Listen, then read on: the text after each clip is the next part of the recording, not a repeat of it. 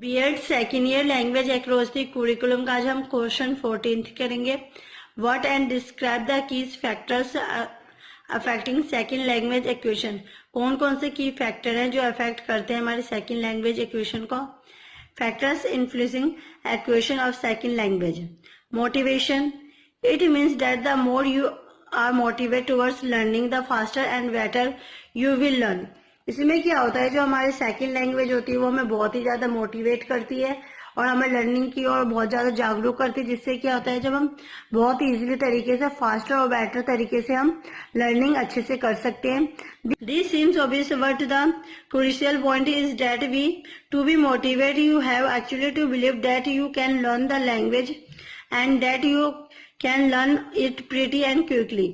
इसमें क्या होता है, इसे हम चेक भी करते हैं और देखते भी हैं कि जो हम इस चीजों को किस तरीके से कितनी जल्दी से सीखते हैं हम सेकंड लैंग्वेज को, और एक वर्ड से सेंटेंस बनाना भी सीखते हैं और इजीली तरीके से जो हमारी टीचर्स वगैरह होती है, हमारे पेरेंट्स होते हैं, जो हमारी सोसाइटी होते हैं, वो भी हमें बहुत ही ज्यादा मोटिवेट करते हैं, जिससे कि जो हम लैंग्वेज को सीखने में हमें ज्यादा प्रॉब्लम भी नहीं होती, सब हम बहुत ही जल्दी तरीके से इजीली और क्विकली सीख लेते हैं। सेकेंड पॉइंट हमारा regular practice. It is better to practice the language every day 20 to 30 minutes than 2 hours or 2 times a week। इसमें क्या होता है, जब हमें लैंग्वेज कोई न्यू लैंग्वेज को सीखनी होती है तो इसमें क्या होता है, हमें 20 से 30 मिनट देना चाहिए और उसकी रेगुलर प्रैक्टिस करनी चाहिए, जिसमें हमें क्या 2 घंटे देने चाहिए 2 टाइम्स में वीक में। और इससे क्या होता है, जब हम इसे अच्छे तरीके से प्रैक्टिस करेंगे, इस चीज को अपने आदत में लेके आएंगे, तो जो हम जिस लैंग्वेज को हम सीखना चाहते हैं उसे इजीली और अच्छे तरीके से सीख पाएंगे।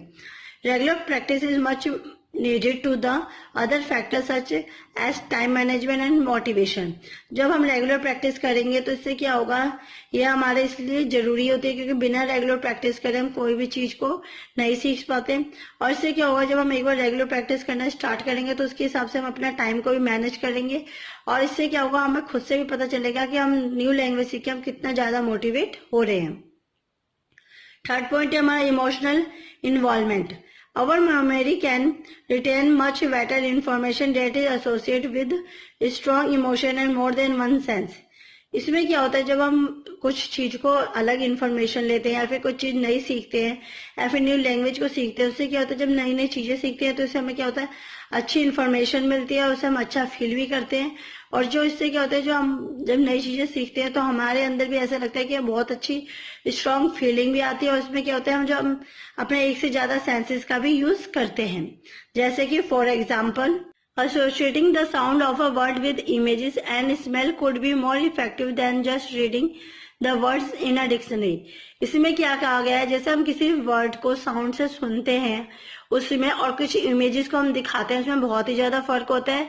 इससे क्या होता है, हम कोई चीज को सुन के और उसे देख के जब हम अपने एक से ज्यादा सेंसेस का यूज करते हैं तो वो चीज हमारे दिमाग में ज्यादा टाइम तक रिमाइंड रहती है। उसी तरीके से कुछ चीज को हम बुक में रीड करते हैं, उस चीज को डिक्शनरी वगैरह में पढ़ते हैं और प्लस में उसी चीज को अगर हम स्मेल करके पता करते हैं तो उसमें भी बहुत ही ज्यादा इफेक्ट दिखाई देता है।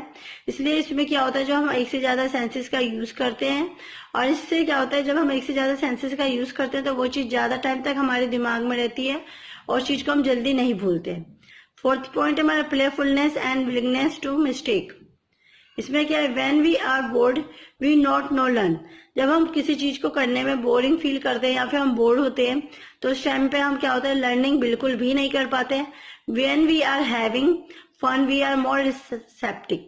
इसमें क्या होता है, जब हम बहुत ही ज्यादा खेल के साथ या फिर बहुत ही ज्यादा एक प्ले में एक्टिविटीज के साथ उस चीज को पढ़ते हैं या फिर उस चीज को समझने की कोशिश करते हैं तो वो हमारे लिए ज्यादा फायदेमंद रहती है, जिससे कि हम वो चीज ज्यादा टाइम तक याद रखते हैं। This is one of the reason why language is boring and ineffective in school.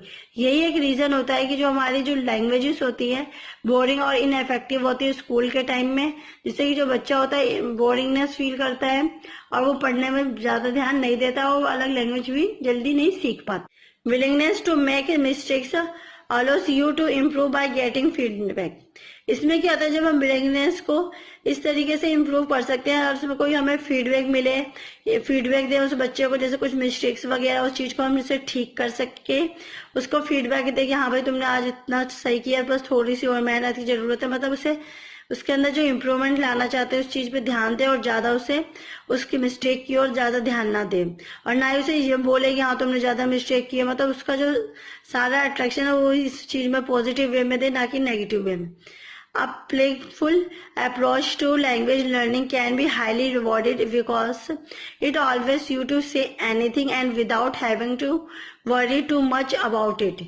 इसमें क्या होता है, जब हम खेल खेल में किसी लैंग्वेज को सिखाते हैं तो उससे क्या होता है, जो बच्चा होता है बहुत ही इजीली तरीके से नई लैंग्वेजेस को सीखता है और इस चीज को वो बहुत जल्दी भी कैचअप करते हैं। इससे ऐसा क्यों होता है, क्योंकि वो खेल खेल में उसे ये नहीं पता चलता कि हमसे कुछ ज्यादा कुछ चीजें सिखा रहे हैं। इससे क्या होता है, जब वो गलत चीज भी बोलता है या फिर उस वर्ड्स का प्रोनाउंसिएशन भी अच्छे से नहीं कर पाता तो भी उस चीज को वो खेल खेल में सीखने की कोशिश करता है, और अगर उसे कुछ गलती भी होती है तो उस चीज को वो ज्यादा ध्यान नहीं देता, क्योंकि उसे ये लगता है कि हम खेल खेल में पढ़ाई कर रहे हैं, उस चीज को वो ज्यादा डीपली नहीं लेता। 5th पॉइंट है हमारा humble approach. Starting the basic, जब हम स्टार्ट करेंगे बेसिक से, we learn better be when introduce very well some small knowledge principle before adding new ones. इसमें क्या होता है, जब हम बच्चों को कुछ नई चीज सिखानी होती है तो उसके लिए उसे क्या होता है, हमें सबसे पहले जो पुरानी चीज होती है उससे रिलेटेड कुछ बातें बतानी चाहिए, और इससे क्या होता है, उसे नॉलेज देखनी चाहिए जो बच्चा वो कितना उसे पुराना प्रीवियस नॉलेज है या नहीं है, उसके बाद ही उस चीज में थोड़ा सा ऐड करके उसे नई चीज सिखानी चाहिए। Therefore, a beginning that starts by a humble approach and recognize that it is better to learn very few good things at the beginning before learning a lot of advanced rules will actually learn faster. इससे क्या होगा, जब हम बच्चों को starting में बहुत ही slow तरीके से मतलब किसी चीज में बढ़ाएंगे, जैसे प्रीवियस नॉलेज लेके प्लस में थोड़ी कुछ नई चीज ऐड करके पढ़ाएंगे, प्लस में उसके साथ हम्बल तरीके से रहेंगे, अच्छे से रहेंगे, इमोशनली अटैच रहेंगे, और चीज के लिए क्या होगा, हम उससे बार बार ब्लेम नहीं करेंगे तो वो क्या होता है, वो नई चीजों को सीखने में उसे भी अच्छा लगता है और फिर वो उस चीज को सीखना भी चाहता है, जिससे क्या होता है उसके अंदर हम रिकॉग्नाइज करेंगे, जिससे क्या होता है वो जो अच्छी आदतें हैं, अच्छी सोच है, बहुत जल्दी सीख जाता है एज कम्पेयर टू हम किसी भी चीज को फास्टर तरीके से और रूल वगैरह बता के समझाने में टाइम वेस्ट करते हैं उसमें। 6th पॉइंट है grammar is secondary to practice. The second language acquisition is more successful when it imitates. इसमें तो जो सेकेंड लैंग्वेज होते हैं हमारे बहुत ही ज्यादा सक्सेसफुल सफलतापूर्वक रहा है इसमें। Even children do not learn grammar first and how they expect to speak second language easily. इसमें क्या होता है, जो बच्चा होता है बिना लैंग्वेज सीखे, बिना ग्रामर को सीखे वो लैंग्वेज इतने अच्छे तरीके से सीखता है कि जिससे उसे पता ही नहीं चलता कि सेकंड लैंग्वेज में उसे ग्रामर का यूज करना है नहीं, परंतु उसमें क्या होता है बहुत ही अच्छे तरीके से वो लैंग्वेज को दूसरों के साथ बोलना सीखता है। प्लस में जो दूसरे लोग उससे क्वेश्चन आंसर वगैरह पढ़ते भी हैं तो वो उसका इजीली तरीके से अच्छे तरीके से उसका आंसर भी देता है। Further learn how to speak of a trial and error process. इसलिए हम सबसे पहले बच्चे को ट्रायल एंड एरर के प्रोसेस से देखेंगे, ट्राई करेंगे और देखेंगे कि बच्चा किस तरीके से कौन कौन सी गलतियां निकाल रहा है उसे, which involve constant engaging with their environment. जो भी चीजें उसके इन्वायरमेंट में इन्वॉल्व हो उस चीज में हम क्वेश्चन आंसर करके उसका देखेंगे कि उसका जो माइंड में कितनी चीजें कैचअप होती है, कितना उसे याद रहता है, किस तरीके से वो चीजों को अपने सामने देख के उससे कैसा रिएक्ट करता है। Children do not learn reading by starting to read literature. जो बच्चा होता है वो रीडिंग स्टार्ट नहीं करता कि उसे किताब दे दी जाए, वो किताब से उसे कह दी जाए कि पढ़ना स्टार्ट करो। इस तरीके से जो बच्चा होता है वो रीडिंग बिल्कुल नहीं करता।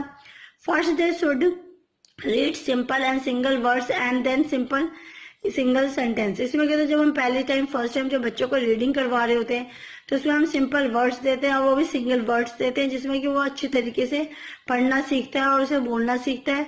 उसके बाद हम उसे सिंपल सिंपल सेंटेंसेस देते हैं। Grammar can be taught in an easy and systematic way and also check the sentence which they have written in their copies.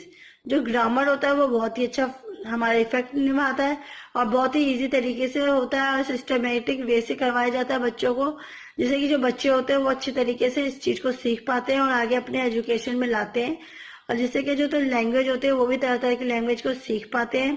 Plus में क्या होता है, उसके बाद जब वो ग्रामर भी सीख जाते हैं और सिंपल सेंटेंस वर्ड्स बनाना भी सीख जाते हैं तो उसके बाद वो थोड़े टफ सेंटेंस बनाना सीखते हैं। और उसमें टीचर का जो काम होता है वो का काम होता है कि बार बार वो रिपीटली बच्चों की कॉपीज चेक करे, उसमें देखे कि जो बच्चों ने लिखा वो सही है नहीं है, उसमें जो ग्रामर का यूज करना है वो सही तरीके से किया है या नहीं किया। ये हमारे फैक्टर्स थे सेकेंड लैंग्वेज एक्वेशन के। आई होप आपको आज की वीडियो पसंद आई होगी। प्लीज मेरे वीडियो को लाइक, कमेंट एंड सब्सक्राइब कीजिए। Thank you for watching.